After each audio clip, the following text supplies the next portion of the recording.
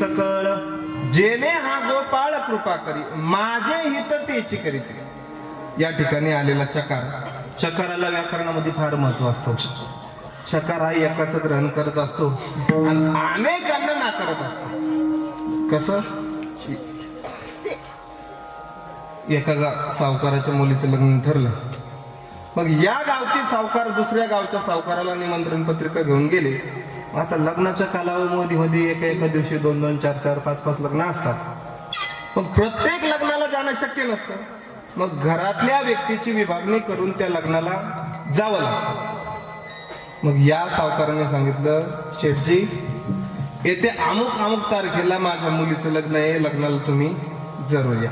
त्याने सांगितलं, हे बघा सावकार, या तारखेला माझ्या मग आमच्या गावची प्राणप्रतिष्ठा आहे, अजून आमच्या साडूच्या पोरीचं लग्न आहे, अजून बरेच कारण त्यांनी सांगितलं. ते म्हणे तुमच्या लग्नाला आमचा मोठा मुलगा आहे. ते म्हणाले मुलगा नाही राव. ते म्हणाले मग माझी पत्नी येईल. पत्नी नाही, मुलगा नाही, तुम्हीच यायला पाहिजे. त्या तुम्हीच मधलंच एकाच ग्रहण करतो आणि अनेकांना ना करतो. तसं तुकोबाराय सांगतात की माझं हित फक्त तेच करू शकतात, ते म्हणजे संत विठ्ठल.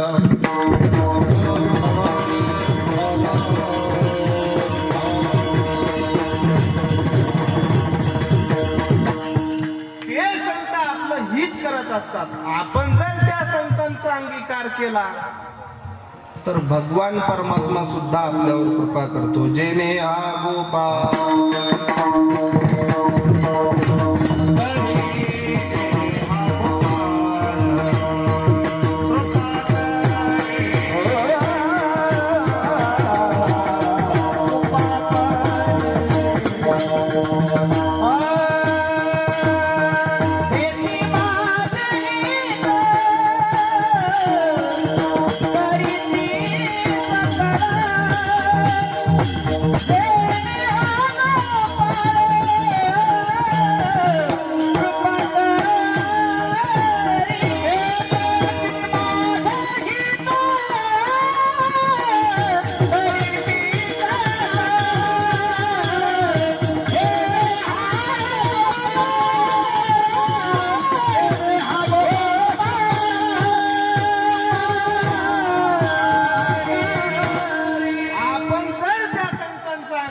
केला तर भगवान परमात्मा आपल्यावर कृपा करतो.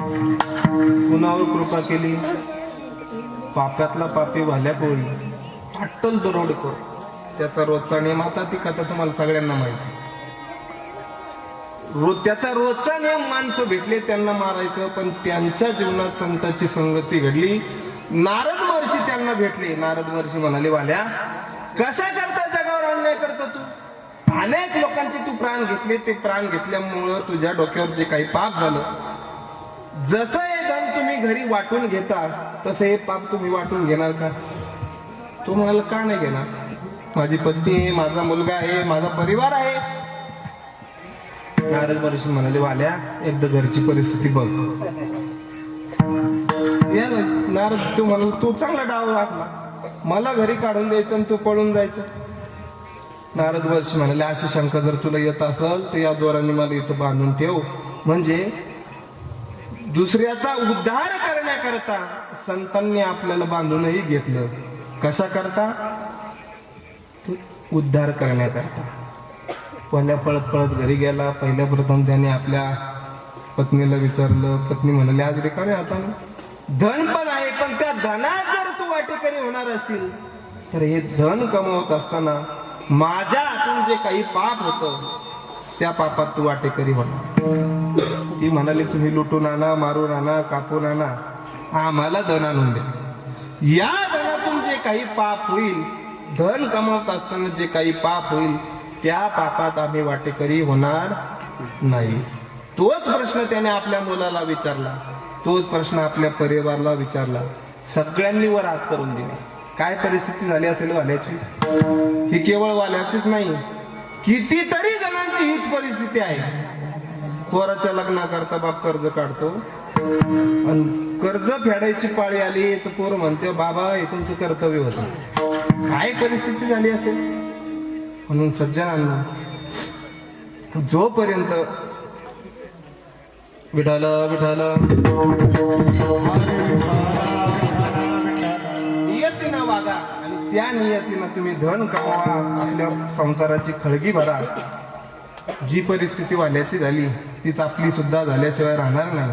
त्याने विचार केला की ज्या बाबाने आपले डोळे उघडले तो बाबा कोण असेल, तिथं असेल की नसेल, म्हणून तो पळत सुटला आणि जिथं नारद महर्षी होते तिथपर्यंत आला. आणि काय केलं त्याने? साष्टांग हे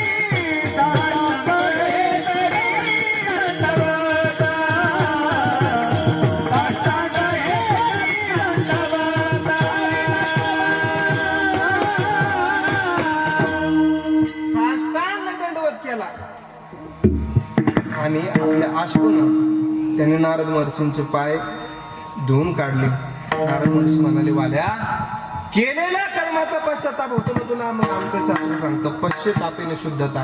अरे तू नामस्मरण कर, अरे म्हण राम. तो मरा म्हणू लागला. मरा नाही, राम म्हण. तरी तो मरा मरा मरा मरा म्हणू लागला. नारद महर्षीने पहिलं मग फोडलं. झालं तिथून राम राम राम राम राम राम सुरू. त्याने उलटा मंत्र जपला. उलटा नाम जपत जग जाणी. त्याने उलटा मंत्र जपला तर परिणाम काय झाला? जसं प्रभूला जन्म घेण्याच्या अगोदर वागावं लागलं ते त्या वाल्याने लिहून ठेवलं होतं. विठ्ठल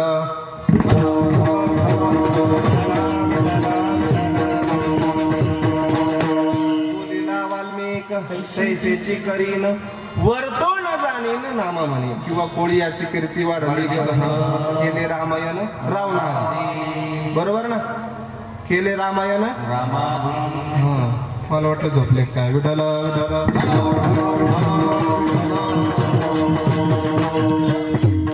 इतकं नामस्मरण केलं, इतकं नामस्मरण केलं तर त्याचा परिणाम प्रभूला त्याच्यानुसार वागावं लागलं. ही ताकद फक्त नामस्मरणामध्ये. अहो सोपं साधन आहे.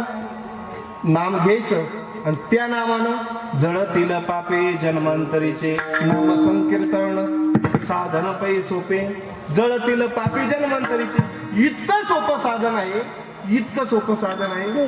तुकोबरांनी इतकं सोपं साधन करून सांगितलं की आता याच्यापेक्षा सोपं साधन सांगणं शक्य नाही. किती सोपं सांगितलं सांगू? आता गावामध्ये सप्ताह ठरला आणि सप्ताह म्हटल्यानंतर महाराज मंडळी येणार. मग महाराज मंडळीची जेवणाची व्यवस्था वगैरे. काय झालं? आता रामायणाचार्य दोनचार्य म्हणून रामायणाचार्यच सांगतो. आदरणीय ताई दिसल्या नाही. आदरणीय ताई या ठिकाणी उपस्थित आहेत. रामकथा ठेवली, मग रामायणाचार्य येणार, कलाकार मंडळी येणार, तबलावादक येणार. आता 8 दिवस महाराज या ठिकाणी राहणार. मग त्यांची जेवणाची व्यवस्था पहिलाच दिवस. पहिल्या दिवशी ती महाराज आले, पहिल्या दिवशी त्यांना जेवायलाच बोलून निघून. मग महाराज म्हणाले, गावातले लोक तुम्ही जेवणाकडे तर लक्ष द्यायचं. मग दुसऱ्या दिवशी काय झालं? 4-5 जणांनी स्वयंपाक केला. आता मला सांग, एक महाराज 4-5 जणांची घरी जेवायला जाईल का? जाऊ शकतो का?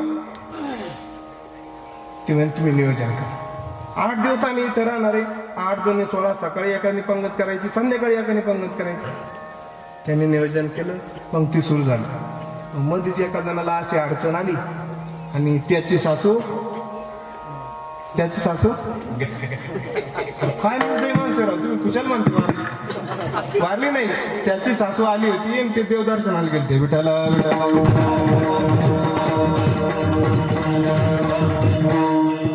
मध्येच एका माणसाला अडचण आली.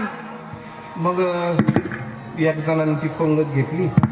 तू महाराजांची जास्त जवळचा होता. कथेल पुढे बसायचा. तुम्हाला महाराज तुम्हाला का आवडतो सांगा. महाराज आवड निवड तशी काही नाही आपली. रोज मधुकरी खाणारा माणूस आणि त्याची काय आवड असणार आबा? काही करा नाही सांगा ना पण. ते नाही मला लाडू फार आवडतात. काय लाडू? आज आम्ही तसे लाडू खाल्ले म्हणा. विठाला घरी गेला पैठणहून त्याने लाडूचं सामान आणलं. काजू बदाम मनुके काय जे त्या लाडू तुम्हाला टाकायचं असं सगळं साहित्य आणलं. अगदी ओठाने चावावे असे लाडू त्याने सुंदर असे तयार केले. महाराज आले. महाराजांना ताट वगैरे वाढलं. लाडूही वाढला. महाराज कसे झाले लाडू? बरे झाले म्हणे. आता बरे झाले म्हटल्यावर यांना वाटलं लाडूची काहीतरी मिस्टेक बिघडली. पण सांगा ना कसे झाले लाडू? जरा फिके झाले. त्याला काय उद्या पुन्हा आपल्याकडं लाडू बनवत असताना त्याने काय केलं, अगदी पावशेर रवा आणि 1 किलो साखर वापरली. सुंदर असे लाडू केले आणि महाराज आले. महाराजांना लाडू वाढला. महाराज कसे झाले लाडू? लाडू जरा फिके झाले. महाराज पुन्हा आपल्याकडे लाडू बनवत असताना त्याने काय केलं, अगदी 100 ग्रॅम रवा आणि 1 किलो साखर वापरली. सुंदर असे लाडू केले. महाराज आले. महाराजांना लाडू वाढला. महाराजांनी जेवण सुरू केलं. कसे झाले लाडू? आजी कसे झाले लाडू? कसे झाले लाडू? महाराज म्हणाले लाडू जरा फिकेच झाले. आजी म्हणाल मागच्या जन्मातला मुंगळाचा असन ते म्हणूनच एवढं गोड खातो. विठाला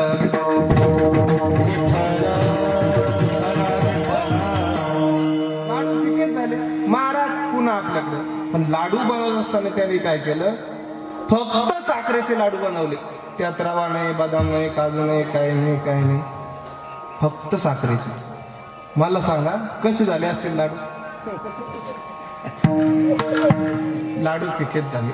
सुगरणबाई डोक्याला हात लावला, खाली बसून यापेक्षा गोड लाडू मला करता येत नाही. तसं तुकोबारायने आपल्याला हे साधन इतकं सोपं करून सांगितलं, इतकं सोपं करून सांगितलं की आता याच्यापेक्षा सोपं करणं शक्य नाही. विठ्ठल नामा परते जगी साधन नामा परते जगी साधन सोपे नाही. परते जगी साधन सोपे नाही.